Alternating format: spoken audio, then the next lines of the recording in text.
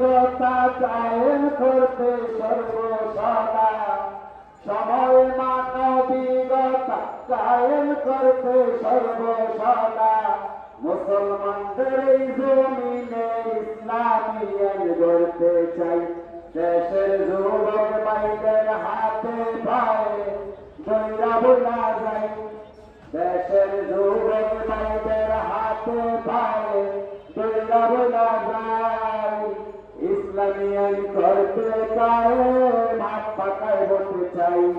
ওরে ইসলামী আইন করতে চাই, মাঠ পাকায় বলতে চাই। যার দাতা